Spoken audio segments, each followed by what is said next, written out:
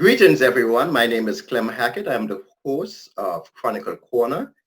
And today we have Marva McIntosh Shand with us. And Marva is the originator of a day that most of you may not know, but at the end of this segment, you will definitely know. It's called I Love to Listen Day. Marva, thank you so much for coming on Chronicle Corner. Well, thank you for having me, Clem. It's really good to be here with you and your wonderful listeners. Thank you. And the first question I'm sure someone will have is, I love to listen there. What is that? Okay, so I'll start off by saying what it's not. I Love to Listen Day is not a day of silence. Okay. It is a day when we become a servant in the conversation. When we become the listener, we speak up for listening, we learn something about listening, and we position ourselves to serve as a listener in our community. This year, 2020, we have dedicated Listening Day to serve or what I call our frontline champions of COVID-19 and the pandemic situation that we're experiencing. Those people are going through a very hard time, and I think we should honor them by just being a listener. Some people don't have a listener in their lives. They don't have a true listener in their lives. So that's what we will do. We're serving our frontline listeners on May 16th as we go through as listeners for the day. Okay, no, that's great. And that's something that we definitely need. Now, I love to listen this. Many might be confused. They may think, well, guess what? Listening is something we do every day. We are all experts on listening. Why do we need a day for that? Yes. So we listen every day, but I'll tell you something. If you're not deliberate about it, some people think it's a default behavior, but it's not a default. You really have to be deliberate in your listening. You have to develop your listening skills. And like any other skill, you may have it, but if you don't pay attention to improving your listening skills, you will not be the best listener that you can be. So on this day, we are promoting listening. We're speaking up for listening. We are educating people who would like to be informed about some of the strategies that you can use in your listening, in your everyday listening skills. Yes. Okay, so this day is on May 16th. Yes. And do we only have activities on May 16th? Is it something that you come around, we said, okay, this is May 16th, we do this every year, and is it your 15th or 14th year, you said? Mm-hmm. Well, this is our 15th celebration of I Love to Listen Day.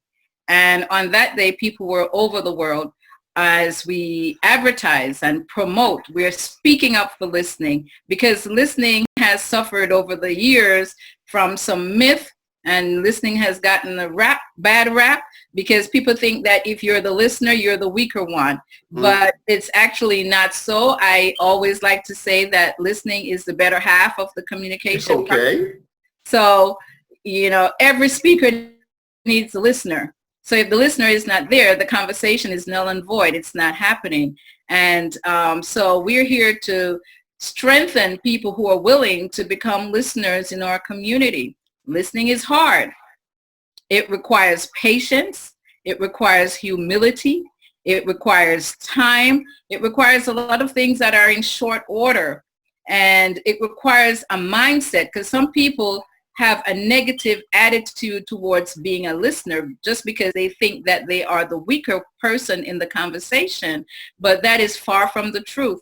Once you see yourself as the servant, the one who is providing this service to the speaker, then you will understand exactly how it feels to feel listened to and to feel heard, because all of us know how it feels to be misunderstood. So basically, if I'm hearing you correctly, are you saying the better listener you can become, you'll probably be the better manager or the better spouse or the better person if you are in authority? That's right. because that's how you learn. So once you become that better listener as the manager, as the leader in your community, whatever your leading aspect is, that's the one way or the one true way that you will learn and find out where are the missing links, what needs shoring up, what needs complementing. And that's the only way you're going to find out is by being that true listener. But there's a skill to it. And if you take the time to educate ourselves and be deliberate, be intentional about our listening skills, it will make quite a difference. And one thing I like about listening is that once you learn it in any aspect of your life, it's transferable. Okay. You can transfer it to any other aspect. So if you learn it at work, because you and I know that we've learned skills at work that we can't use anywhere else. That's true. Not listening. If you learn listening at work, you can take it to your spousal relationship. You could take it to your parent-child relationship. You could take it to to your friendships, to any other relationship that you have. You can take that same listening skill and the same strategy. For example, the strategy of minimizing interruption. Yeah, Try not go to ahead with that. Yes. That's right. Try not to interrupt so much. And when you are in a relationship with a frontline worker, try as the listener not to debate or to advise the frontline listener. They know what the problem is. That's why they're the they're the frontline champions. So be compassionate and have empathy. Try not to minimize their story, but to listen and to put yourself in their perspective. Find out how they're feeling and what's going on. So those are some of the listening strategies that we can use as we interact with our frontline champions. And the frontline champions could be medical champions, nurses, doctors. They could be the utility workers. They could be the cafeteria workers. It could be anyone who kept us going. Yes. And the ones who are keeping us going during this pandemic season, they are the frontline champions that we're referring to today. Okay, and speaking about COVID-19, I believe there are a lot of individuals who want people to listen to them at this point, because a lot of people are going through pain, they're going through hurt. Now, what would you advise if 2, 3, 4, a lot of people come together in a group and everybody just wants to speak about the pain, the hurt, the experiences? Mm-hmm. What would be your strategy for that? Well, my strategy to that is for me to be that listener and to be the first one to listen. To say, I'm here, I'll be your sounding board, I'll be your listener, and then, we ask them to speak one at a time. But that's where I Love to Listen Day comes in, where we are extending ourselves to train and to raise listeners all over. So there will be so many more people to serve the frontline champions. The more people we have to serve, the better we will be, because there are many people who don't have listeners in their lives. I'm glad to hear this. And I also heard that I Love to Listen is not only a local thing. You are in many countries. How many countries are you in? And you can probably just give us an example of a couple of things you have done on I Love to Listen Day. So because we've been doing it for 15 years, some years we have more than others. One year we counted there were 30 countries, people in 30 countries who were involved in the Listening Day activity. And recently, in the last 3 years, there are up to 200 media houses that have picked up the information and placed it on their website. 200, wow. Yes, so the word is out. And we're gaining traction, we're gaining momentum in saying, look, listening is important and we need to put the word out. I would give you an example. of someone. Her name is Dr. Andrea Basu in Nevis. Yes. St. Kitts and Nevis, and she's a principal there at a school, and each year she have her students at the school doing artwork and creating poems and just doing activities on listening and sharing it in their community. Say, today's I Love to Listen Day, and I want to send you a poem on listening. And so, yes, so that's what's been going on, and in schools in other countries as well. But I must say that listening is not just for children and subordinates. The better listener you are, the better leader you are. So I want the leaders in your audience to take stock that, you know, they need to listen, because if not, one day they won't have anyone to lead. You know, as you said that, something just occurred to me. If someone is reaching out to you right now, Marva, and said, you know what, this person never listens to me. How can I make this person listen to me? Is there a way of, quote unquote, making someone listen to you? The one way I know is for you to be that role model.